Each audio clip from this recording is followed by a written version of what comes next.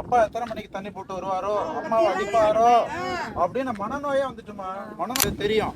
போன தடவை போய் சொன்ன மாதிரி திருப்பி சொல்லுவாங்க, நான் வந்தா மூடிடுறேன். நம்ப கூடாது.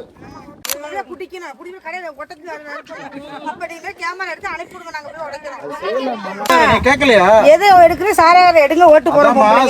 சொந்த காசுல வாழ வைக்கிறதா வாழ்க்கை.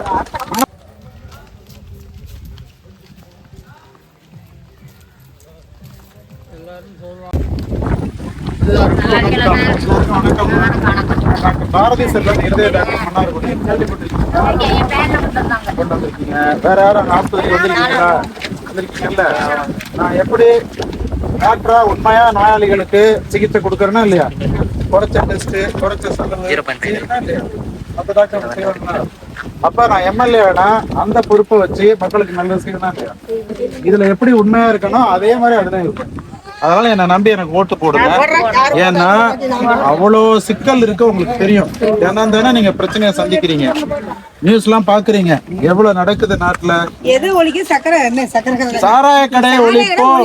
மக்கள் அதெல்லாம் பொம்பளை நிறைய பேர் இதா போயிட்டாங்க. பண்ணுவாங்க பேசிருக்காங்க, நீ கேட்கலையா? எது எடுக்கிற சாராய எடுங்க ஓட்டு போடுவோம். சீமான் உறுதியா இருக்கிறாரு. இதுல பொம்பளை ஒழுங்குக்கு வேலைக்கு போயிட்டு நிம்மதி தூங்கமலை வீட்டுல படுத்து எங்கெல்லாம் அழுதுருக்காங்க. நான் சொல்றேன், நான் வந்து உங்களுக்கு நிம்மதி தூக்கமே இல்லை எங்களுக்கு. போய் பிள்ளைகளெல்லாம் அழுவுது, ஒரு சண்டை போட்டு இருந்தோம்னா சாராய எடுங்க ஃபர்ஸ்ட் எதை எடுத்தாலும். என்கிட்டமா ஒரு சின்ன பள்ளிக்கூடத்துல படிக்கிற பொண்ணு சிகிச்சைக்கு வருது. என்னன்னா பெருமூச்சு விட்டுட்டு வருது.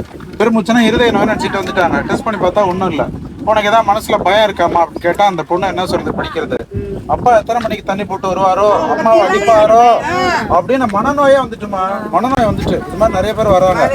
அதனால சீமான் உறுதியா இருக்கிறாரு. அவங்க ரெண்டு பேரும் ஏன் மூட மாட்டாங்கன்னா, சாராய உற்பத்தி பண்றது மந்திரிங்க, அவங்க சொந்தக்காரவங்க பெரிய ஃபேக்டரி வச்சு கோடிக்கணக்கில் சம்பாதிக்கிறாங்க. உள்ளூர்ல பார் நடத்துறது ரெண்டு கட்சிக்காரவங்க. அதனால அவங்களுக்கு லாபம் வர்றதுனால அதை மூட மாட்டாங்க. ஒண்ணு. இன்னொன்னு, இந்த இலவசம் எல்லாம் கொடுக்கறதுக்கு அதுல 40,000 கோடி வருமானம் வருதுன்றாங்க. அப்படி சம்பாரிச்சு இதை கொடுக்கணும்னு என்ன இருக்கு? இலவசம். நம்ம சொந்த காசுல வாழ வைக்கிறதா வாழ்க்கை. இன்னொருத்தட்ட நம்ம கையேந்தி வாங்குறது அவமானம் நமக்கு இல்லையா? அதையே கொஞ்சம் கொஞ்சமா நம்மளை பழக்கி விட்டாங்க. பொங்கல் வந்தா கரும்பு வெல்லம் கொடுத்து ஏமாத்துறது மக்களை. இவங்க நமக்கு 5,000 ரூபாய் கொடுத்துட்டு 5 லட்சம் கோடி இவங்க ஊழல் பண்றாங்க. இப்போ 1 லட்சம் கோடி பட்ஜெட் போடுறாங்கன்னு வைங்க. நம்ம வீட்டுக்கு ஒரு மாசத்துக்கு 3,000 ரூபாய் செலவாகுதுன்னு வைங்க. அது மாதிரி இந்த மாநிலத்துக்கு 1 லட்சம் கோடி செலவாகுது. அதுல 30% இவங்க கமிஷன் வாங்கிக்கிறாங்க. 30,000 கோடி இந்த கட்சியில உள்ளவங்களுக்கு போகுது. மீதி 70,000 தான் நமக்கு செலவு பண்றாங்க. இப்ப நாம் தமிழர் கட்சி ஆட்சிக்கு வந்தா அந்த லஞ்ச ஊழல் இருக்காது. அந்த பணத்தை இந்த பிள்ளைங்க பள்ளிக்கூடத்தை நல்லா கட்டுவோம், நல்ல ஆஸ்பத்திரிக்கு நல்ல கருவிகள் வாங்கி கொடுப்போம், நல்ல மருத்துவம் வாங்கி கொடுப்போம். அப்புறம் இந்த பண்ணை, பெரிய பண்ணை வச்சு இப்ப தனித்தனியா நீங்க வேலை பாக்குறீங்கல்ல, அந்த பண்ணையில உங்களுக்கு வேலை கொடுத்துருவாங்க. இப்ப ஒரு ஆசிரியருக்கு மாத சம்பளம் மாதிரி உங்களுக்கு மாத சம்பளம் வரும். இந்த திட்டம்லாம் சீமாட்ட இருக்கு. இதெல்லாம் நாங்க செய்வோம். அதனால உண்மையா நான் உங்களுக்கு சொல்றது என்னன்னா, அப்புறம் இன்னொன்னு, ஆண்கள் வந்து எதிர்க்கிறாங்க. அவங்க என்ன தெரியும் சொல்றாங்க, சாராய மட்டும் நாங்க என்ன பண்றது, நாங்க ஓட்டு போட முடியாது அப்படின்றாங்க. ஆளுங்கட்சி இருக்குல்ல, சொல்றேன் கேளுங்க. அந்த கட்சியை சேர்ந்தவர் சொல்றாரு, நாங்க கடையை மூடுறோம்னு சொன்னோம். அப்ப ஆம்பளைங்க எல்லாம் எனக்கு ஏத்த ஓட்டு தோக்கடிச்சுட்டாங்க, அதனால நாங்க மூட முடியாது அப்படின்னு சொல்றாங்க. அவங்களே நாங்க என்ன சொல்றோம்னா, சீமான் என்ன சொல்றாருன்னா, அவங்க எதுக்கு குடிக்கிறாங்க? உடம்பு வலி போக தானே குடிக்கிறாங்க. முதல்ல அதுக்கு குடிக்கிறாங்க. சொல்லி முடிச்சிடுறேன். நாங்க அவங்களுக்காக சாராய கடை போட்டு கல்லு கடையை திறப்போம். கல்லு வந்து விஷம் கிடையாது. அது வந்து 1/2 லிட்டருக்கு மேல குடிக்க முடியாது, வயிறு ஃபுல்லாயிடும். கல்லு வந்து மருந்தாவே பயன்படுத்துறாங்க. பக்கத்துல ஆந்திராவில, கர்நாடகாவில, தெலுங்கானால கல்லு இருக்கு. இங்க இவங்க சம்பாதிக்கிறதுக்காக கல்லு விஷமா, சாராயம் அமிர்தமா. தமிழ்நாட்டுல மட்டும் சட்டம் போட்டு தடை பண்ணிருக்காங்கம்மா. 15 இறக்குனா கூட போலீஸ் விட்டு அதை உடைக்க சொல்றாங்க அந்த பானைய. இது மாதிரி அக்கிரமம் எங்கேயா நடக்குமா? தென் மாவட்டத்தில் நடக்குது. 15 கூட இறக்க கூடாது, நீ கல்லறைக்கு விற்கிறன்னு சொல்லி அவங்கள பிடிச்ச கைது பண்ணி உள்ள போடுறாங்க. போலீஸ் வந்து இந்த இது இருக்குல்ல, கவன் வச்சு அடிக்கிறது, அதை வச்சு பானையை உடைக்கிறாங்கம்மா. எல்லாம் பேஸ்புக்ல வருது. உடைக்க மாட்டாங்க.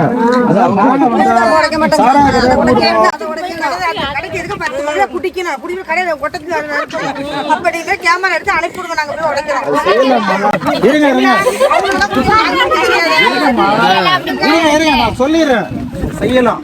அது வந்து ஒரு நியாயமான அரசாங்கத்துக்கிட்ட நீங்க இப்படி போராடலாம். இது கொடூரமான அரசாங்கம். போலீஸ் உங்களை பிடிச்சி உள்ள 15 நாள் போட்டுருவாங்க. நல்லவங்கள்ட்ட தான் நம்ம பேசலாம். இவங்க கொடுமையானவங்க. அவங்கள்ட்ட போய் இது மாதிரி போராட்டம்லாம் நீங்க பண்ண வேண்டாம். ஓட்டுல ஈஸியா மாத்திடலாம். நீங்க ஓட்டை மாத்தி போட்டாலே அவங்களுக்கு கிளி பிடிச்சிரும். ஏன்னா அவங்களோட உயிர் ஓட்டுல இருக்கு. இந்த 7 கடல் தாண்டி 7 மலை தாண்டி உயிர் இருக்குன்னு சொல்லுவாங்கல்ல, அந்த உயிர்ல நீங்க கை வைக்கணும். ஓட்டுல கை வைக்கணும்.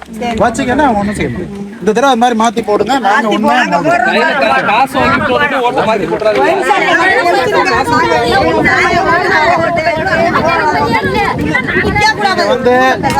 நீங்க டிவி பார்த்துட்டு இருக்கீங்கல்ல, சீமானுடைய பேச்சு அதுல வரும். அதுல கேளுங்க. முக்கியமா இதை பத்தி அவர் சொல்லுவார், வாக்குறுதி கொடுப்பார். ஆனா இப்ப இவங்க என்ன பண்ணுவாங்கன்னா, இப்ப மக்கள்கிட்ட இது மாதிரி பேச்சு இருக்கிறது தெரியும். போன தடவை போய் சொன்ன மாதிரி திருப்பி சொல்லுவாங்க, நான் வந்தா மூடிடுறேன். நம்ப கூடாது. 7 தடவை கூடாது, 8வது தடவை போட போறியா அப்படின்னு நீங்க யோசிக்கணும். இவங்க எந்த பொய் வேணாலும் சொல்லுவாங்க ஜெயிக்கிறதுக்காக. இனிமே நம்பாதீங்க அவங்கள. விவசாயி சின்னம் விவசாயி உங்க காசுலாம் நீ வாங்கிக்கங்க, அது தவறு இல்ல. ஆனா ஓட்டு போடுறப்ப சிந்திச்சு ஓட்டு போடுங்க. ஏன்னா மக்கள் என்ன நினைக்கிறாங்க, காசு வாங்கிட்டோம் நேர்மையா இருக்கு. தேர்தல் அப்போ மட்டும் தான் காசு கொடுப்பான். தேர்தலை விட்டுட்டு அந்த காசு கொண்டாந்து உங்க ஊர்ல கொடுக்குறான்ல ஒரு கட்சிக்காரன், அந்த ஆளு கொடுக்குறாள், அந்த ஆளுகிட்ட தேர்தலை விட்டுட்டு உடம்பு சரியில்லை ஒரு 500 ரூபா காசு கொடுக்கணும் கொடுக்க மாட்டான். தேர்தல் அப்போ மட்டும் தான் 1000 ரூபா 2000 ரூபா காசை கொடுப்பான். அப்ப அதை கொடுத்து வாங்குறான் ஓட்டை. அதனால அதுல தெளிவா இருக்கு. அந்த 1000 ரூபா காசோ 2000 ரூபா காசை கொடுக்குறப்ப வாங்கிக்கிட்டு அவங்களுக்கு காசு வாங்கிட்டோம் உண்மையா இருக்கிறோம் அப்படின்னு நினைச்சுக்கலாம் ஓட்டு போடுறாதீங்க. காசை 1000 ரூபா காசு கண்டி நீங்க உண்மையா அவனா போய் சட்டமன்றத்தை என்ன உண்மையாவும் கடமை கட்டுப்பாடோட இருப்பேன் அப்படின்னு சொல்லி உறுதிமொழி எடுக்கிறாங்க. உண்மையா இருக்காங்களா? அண்ணா நீ தானே பண்றாங்க. அவங்களுக்கே ஒண்ணும் பண்ணால 1000 ரூபா காசு ஆகணும். உங்களுக்கு என்ன பண்ண போகுது? வாங்கிக்கிட்டு மக்கள் காசு தான் வாங்கிக்கிட்டு நல்லவங்களுக்கு ஓட்டு போடுங்க. அதோட இது வந்து ஓட்டு ரகசியம் தான். நீங்க யாருக்கு போடுவீங்கன்னு உங்களுக்கு தெரியாது இல்லையா? அதனால துணிச்சலா போடுங்க. விவசாயி நல்லா பாத்துங்க. விவசாயி சின்ன விவசாயி முதல் பெட்டியிலே இருக்கும்.